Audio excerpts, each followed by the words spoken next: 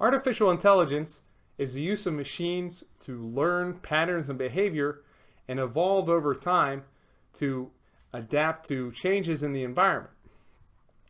AI is often used in conjunction with security to enable devices to learn an environment and understand regular patterns that are acceptable to the network or to a security environment, and then identify, once they've established a baseline, irregularities with that baseline, which would then be identified as malicious activity. AI is ideal for a cloud environment because of the resources required and for the ability for the artificial intelligence to be leveraged across many different platforms remotely. So if you store your AI on a cloud service, you can then employ that AI across many different systems regardless of physical location. The elasticity aspect of cloud computing also assists AI when AI has to process workloads of varying levels of complexity. So problems may be presented to an artificial intelligence that maybe change in scope between problem to problem. One problem might require a great deal of computation power, like maybe analyzing a genome or some form of genetic scientific research that would require large amounts of computational power. Or a simple problem like maybe a survey or a statistical analysis is presented to the AI that would require far less input and calculations. So because of elasticity, the artificial intelligence can recruit more processing power, more resources, more storage space as needed to solve complex problems, and then scale down to solve smaller problems, keeping its costs at the most efficient state. Machine learning is a form of artificial intelligence where the machine or the device is set to learn patterns within an environment. And within security, we often see this with intrusion prevention systems and intrusion detection systems. Those devices can be set to learn a set pattern of behavior for a network, and once that pattern has been established, or that baseline has been established, any deviations from that baseline can be recognized as potential threats. Blockchain is a relatively new technology that's involved with cryptocurrencies and allows a record or a transaction history to be recorded on a ledger that is stored within each piece of the blockchain, or each piece of whatever the blockchain is being applied to.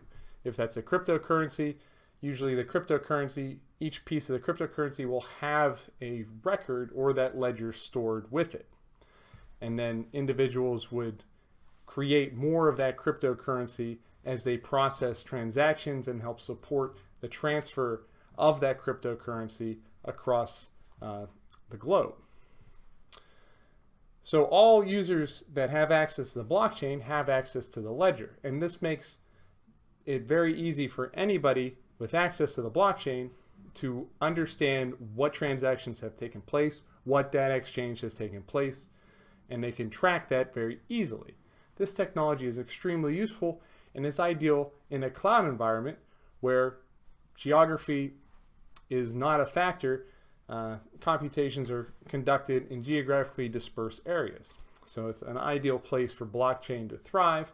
Blockchain requiring not just one centralized node, but it's more of a community setup where each individual owns a piece and each individual contributes to the workings of the whole. So that decentralized control works in the cloud environment and makes blockchain ideal for the cloud setting. Theoretically, though this has been rarely or it hasn't been widely accepted, cloud computing can provide complete accountability when coupled with blockchain. So if you have a user actions, you need to track your network activity that needs to be monitored. If you couple blockchain or you associate blockchain with that network activity and you host it on a cloud storage or in a cloud network, you can theoretically perform perfect auditing where every action is stored on a blockchain ledger. This hasn't been implemented and still in a theoretical phase. It's only been tested sparingly, but it's still a pretty exciting concept, and there's much more potential with blockchain that we haven't explored yet. The Internet of Things are devices and components within the home, usually, that have internet access and have dedicated systems on them that enable them to connect to the internet in ways that these devices wouldn't traditionally have connected to the internet in the past.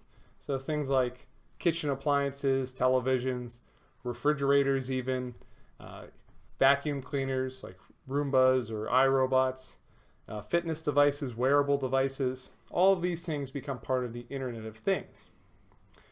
And with this becomes a whole new aspect of security threats. More security vulnerabilities are presented to a home network or a network that employs Internet of Things. This could be an office network as well that employs smart TVs and hooks them up to their Wi-Fi network. So these devices usually have systems that aren't focused on security, they're focused on user functionality. And because of that, they can be very easily exploited. And Internet of Things devices are very often recruited into botnets, which are networks of devices that have been overtaken by malware. And then those devices are all recruited to perform a set series of tasks, very often distributed denial of service attacks. These devices all have embedded systems, and as we know, embedded systems are systems that you'll find on your printer, maybe a digital camera. They're very small systems, lightweight systems designed to perform a set series of tasks, and usually they're focused on user functionality, not focused on security. But still, these devices have a great deal of processing power and potential, so that's why they're often subverted by attackers.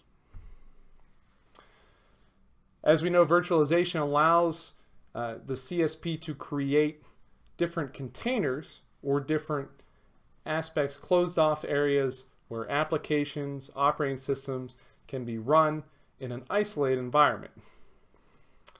This is ideal for software development and testing where sandboxes are used. Sandboxes are isolated environments where the code cannot escape the environment itself, so the code can be tested and thoroughly examined and processed before being exposed to a production environment where it could possibly cause problems. Application containers are known as application cells, and we've talked about guest operating systems that are a form of containerization if used as a sandbox. So, as we said, containers are often used for development. They're also used for patch management and patch testing. So patches will be deployed to a container and then tested thoroughly before they are spread out to the rest of the network. Quantum computing is a very excited field within computing. We have traditionally a computer can function where ones or zeros could be processed at the bit level at one time. With quantum computing, those threads can be processed simultaneously. You can have a 1 and a 0 understood by the computer at the same time. And there's a whole field of theory involving quantum computing that's very intriguing and you might want to look into. You're not going to need to know that for the exam. What you'll need to know for the exam and for a CCSP course with quantum computing is that the cloud nature of the cloud environment makes it ideal to store quantum computing, because of that scalability, and because that cloud environment allows the quantum computer to employ more resources. That elasticity, that scalability allows the quantum computer to employ more resources as necessary, much like artificial intelligence, and then scale back the resource use when it's not required. So because multiple devices can be used at once, it makes it very ideal for the quantum computer to maybe store data or recruit more processing power as needed.